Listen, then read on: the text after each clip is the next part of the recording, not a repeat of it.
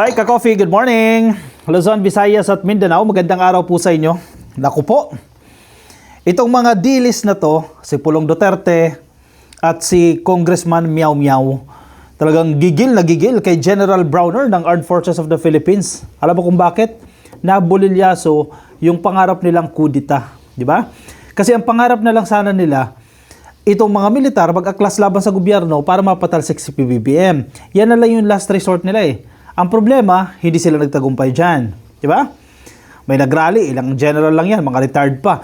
Sa madaling sabi, hindi sang-ayon itong Armed Forces of the Philippines na ikudita o magkaroon ng kudita laban sa presidente at matanggal itong si Pangulong Bongbong Marcos, no, at maging pamunuan ng mga sundalo itong Pilipinas. So hindi sila nagtagumpay dyan. Alam mo ano ginawa nila? Binabakbakan nilang Meow. Ang kanyang aligasyon tumatanggap daw po sa mga politiko, allegedly ha, itong si General Browner. So, corrupt na rin daw po si General Browner. Yan yung kanilang narrative. Corrupt si General Browner. Pangalawa, itong si Pulong Duterte, gigil na gigil sa naging interview ni Sir Deo Macalma dyan sa DZRH kay General Browner. Alam mo, napakasimple ha. Tinanong lang ni Sir Deo Macalma, no, bakit galit na galit ang China sa mga Typhoon missile ng Amerika? Ang sagot ni General Browner, dahil posibleng umabot yan sa kanila, sa China. Alam mo ginawa ni Pulong Duterte? Nag-issue pa ng statement. Tibay, no? Nag-issue ng statement para sa simpleng statement na yun. Excuse me. Simpleng sinagot lang ni General Browner yung tanong ni Sir Deo Macalma. Simple lang ha, simpleng sagot lang. Kinakailangan pang ipagtanggol ni Pulong Duterte ang China. Grabe ha, bakit? Halatang halata kayo tuloy oh. Hindi man masyado nasaktan ng China dyan eh. Pero todo tanggol itong si Pulong Duterte. Samantalang nung kine-question siya dito sa 51 billion pesos na pondo na nakuha niya sa loob lang ng 3 taon ng administrasyon ng tatay niya, wala ka makuhang statement. Diba? Samantalang yung ibang municipality, ibang distrito, pahirapan pa makakuha ng 50 million, 100 million. Pero wag ka ha, si Pulong ha, 51 billion pesos sa loob lang ng 3 taon. Sinong walang pinapaboran yan? Obvious na may pinaboran ng tatay niya. Tapos doon, hindi siya nag-issue ng statement. Itong kay General Browner na napakasimple, na sinagot lang naman yung tanong ng media o ni Sir Deo Macalma, nag-issue ng statement. Basahin ko sa inyo yung statement ha. Statement of Representative Paulo Z. Duterte on the remarks of General Romeo Browner Jr. about the US missiles in Philippines reaching China. Talagang pro-China talaga itong mga to no? Kaya talaga gustong-gusto talaga mahawakan ulit ang gobyerno para close na ulit sila sa China. So, sabi niya ha, so, this is our defense now. Biglang nalihis yung issue dun ha. Sinagot lang yung tanong ha. So, this is our defense now, starring in America, even though it's very obvious that the Filipino can always be burned by the hatred abroad. Bakit may ganyan? Ang layo ng connect ko.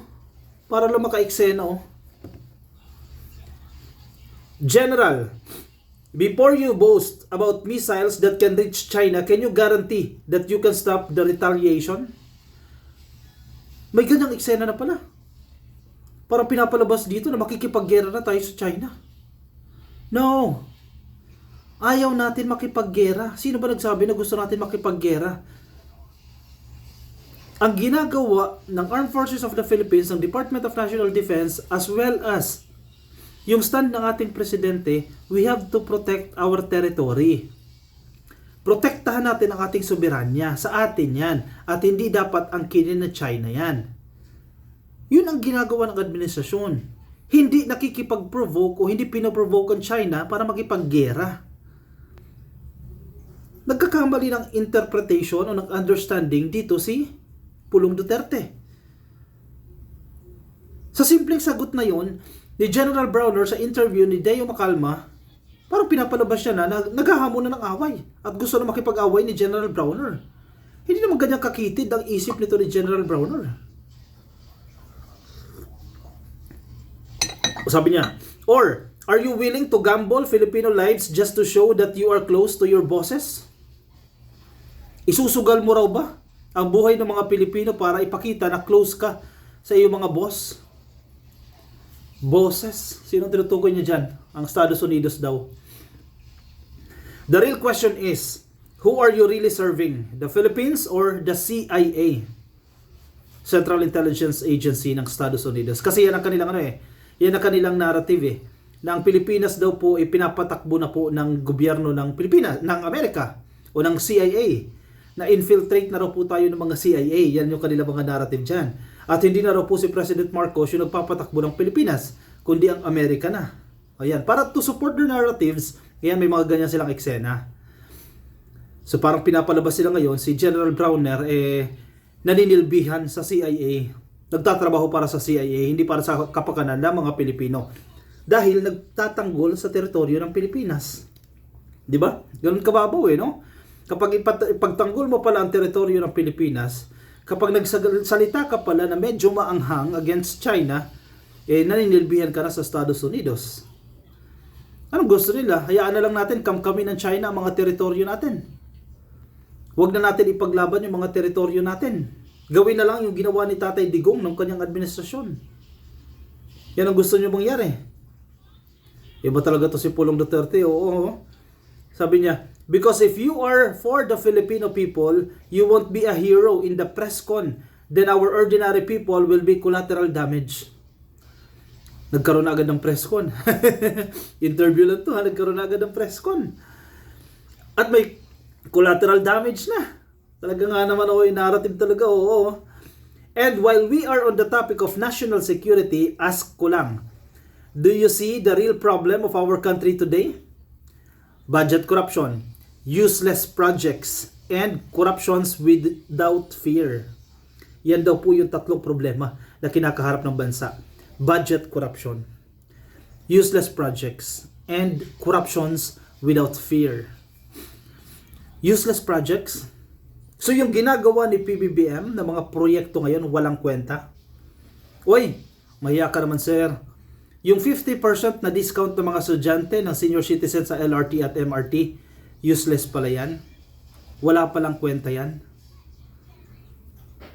Yung 20 pesos per kilo ng bigas, wala palang kwenta yan. Yung mga programa para sa mga magsasaka, wala palang kwenta yan. Yung pag-condone o yung condonation, hindi condone yung condonation o yung pagbura sa utang ng mga magsasaka, wala palang kwenta yan. Yung pamamahagi ng titulo sa mga magsasaka, wala palang kwenta yan. Useless pala yan. Useless projects daw. Corruptions without fear. Kailan ba na mayagpag yung corruption na yan? Panahon pa lang ng tatay niya. Ni Digong na mayagpag na yung corruption na yan. Anong ginawa ni Digong dyan? In-address niya ba yung corruption na yan? Particularly sa flood control projects? Wala. May maalala ka bang aksyon kung paano nilabanan ni Digong yung issue ng korupsyon nung siya ay nakaupo? Wala. Anong ginawa niya sa DPWH? Kung noon pa lang napigil niya na yan This administration, wala na sa problema. Yung korupsyon dyan. Grabe makabintang si Pulong. Sabi niya, don't lecture us about defending the nation if you can't even defend the people from thieves in uniform and suits. Yabang no? Alam mo kung papatulan siya ni General Browner dito, kawawa siya. Those generals in China caught robbing, firing squad, they're ending. Here in the Philippines, promotion and press briefing are the prizes. Get your priorities clear, General. Tindi, no? The Filipino people do not need someone who is trigger happy or another country. They need a leader who will fight for them and protect their future, not offer them as targets. Ayaw mi himuago bugo. Ano ibig sabihin yan? Don't treat us like fools. We want peace, security, and sovereignty, not missiles with someone else's fingerprints, sabi ni Paulo Duterte. Sa madaling sabi, huwag kayo makipag-away sa China. Huwag niyo sagutin ang China kung kinakamkam na yung teritoryo ng Pilipinas. Hayaan niyo silang kamkamin yung teritoryo. Yan ang gustong sabihin ni Pulong Duterte dyan. Kasi ayaw niya ng gulo.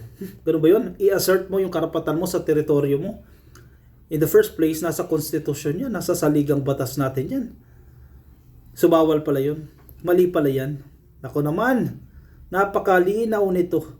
Maling-mali si Paulo Duterte dito. Para siyang si Kong Miao eh. Itong si Kong Miao, oh. Isa din tong may saltik eh. Tinatarget talaga na si General Browner. Kung ano-anong sinasabi nito eh, ni Kiko Barzaga.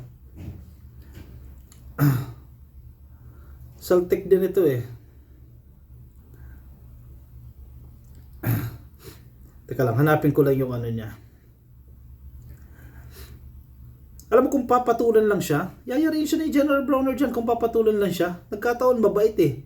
At ayaw mag-aksaya ng resources dito sa mga taong ito eh. Ito oh.